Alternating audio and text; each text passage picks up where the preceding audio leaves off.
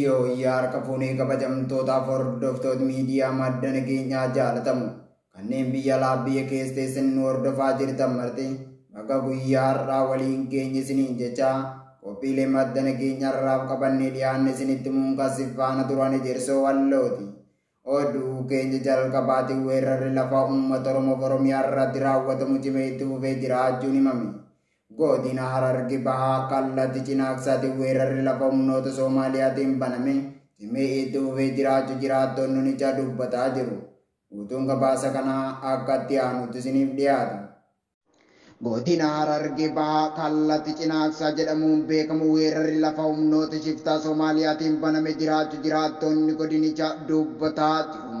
Weerarri lafa waggoottan afran kana keessa uummata Oromoo godinaalee Oromiyaa garaa keessatti argaman irratti daran akka hammaatee jiru ta'uun beekamaadha.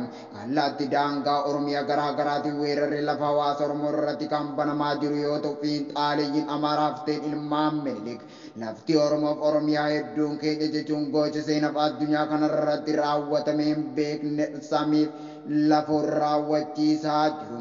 Lubbu lammiilee nagaa kumaatamaan lakkaa'amanis galaafataa akka jiran beekamaadha. Har'as lafti ilmaan Oromoo waggoottan dheeraaf gootonni qaqqaaliin Oromoo dabarsinee lafa keenyan kenninu jechuun lubbu qaalii aarsaa itti kafalaa turan har'a saamicha lafaa sun daran hammaatee dhufe. Tibba kana lolli cimaan humnoota mootummaa Soomaaliyaatiin uummata Oromoo irratti banamee jira. Lolli kunis saamicha lafaatiif akka ta'e jiraattonni dubbataa jiru. Hararge Bahaa Kallattii daangaa Cinaakskaa jedhamuun duulli babal'ifama lafa mootummaa naannoo Soomaaliyaatiin banamaa jiru. Kan hawaasa Oromoo miidhaa jiru ta'uun himamaa jira. Liyyuu haayiliin naannoo Soomaaliyaa duula babal'ifama lafaa kanarratti lola cimaa kan banaa jiran yoo ta'u, lola banamaa jiru kanaanis hawaasni Oromoo naannicha keessatti argamu miidhaa jabaan irra ga'aa jiraatu maddeen amanamoon ibsaa jiru.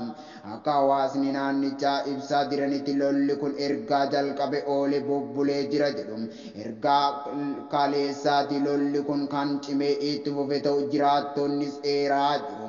Bakkoonni lolli kun adda durummaan itti geggeeffamaa jiru araddoota akka Mararaa, Tulluu Guleedii, Daarimoo fi kan kana fakkaatan keessa ta'u jiraattonni kan himan yoo ta'u, lolli kunis haaluma kanaan kan itti fufu yoo ta'e hawaasni magaalicha yaadda guddaa keessatti akka kufan jiraattonni himataa jiru. Akka amma lolli kun deema jiruun gara aanoota birootti babal'ataa akka jiru jiraattonnis ibsaa kan jiran yoo ta'u, aanoonni hedduun lola amma deemaa jiru kanaan kan saaxilamuuf deeman ta'us dubbataa jiru. Baqattoonni Oromoo biyya Jibuutii keessatti argaman ayyaana amajjii tokko bifa ho'aa fi nama gammachiisuun ayyaaneffatanii jiraachuun beekame. Amajjiin tokko ayyaana waraana bilisummaa Oromoo jechuun bara 1980 irraa kaasee biyya alaa biyya keessatti hawaasa Oromoo biratti ayyaaneffatamaa kanarra ga'e ta'uun beekamaadha. Guutuun gabaasa kanaa dabalataan akka itti aanutti isiniif dhiyaata. Hawaasni Oromoo biyya Jibuutii keessatti argaman ayyaana amajjii tokko jechuun guyyaa dheengata jechuun amajjii 13 bara 2023 bifa ho'aa fi bareedaa ta'een ayyaaneffatanii jiraachuu beeksisan.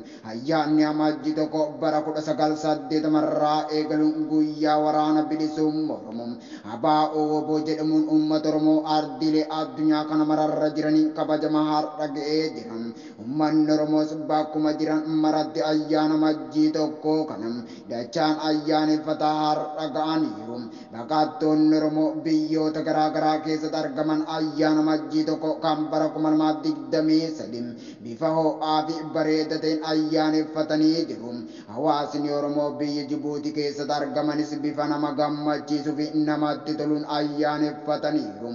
Ayyaanni bara kana dirree lolaa fi biyyoota alaa garaa keessatti kan kabajame yoo ta'u, hawaasni Oromoo biyyoota garaa keessatti argaman irbuu isaanii haaromfachuu waan qabnuun ABO biranii dhaabbanna jechuun waadas walii galaniiru.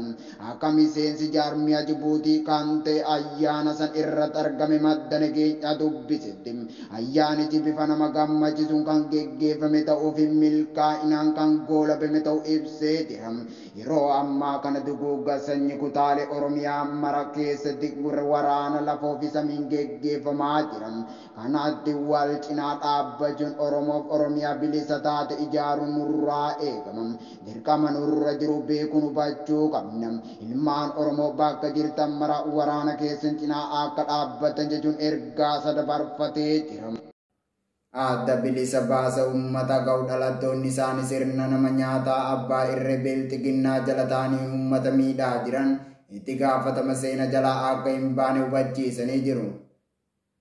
Eegaa kabajamtootaaf hordoftoota miidiyaa madda nageenyaa oduun har'aaf qabannee dhiyaanne kana gammaa daawwattanidha. Qophiilee madda nageenyaa kan daawwachuu barbaadan Tiwiitara keenyaaf yuutuubii keenya akkasumas peejii keenya jala kaasanii jecha. Agoo waan nu waliin turtaniif galatooma.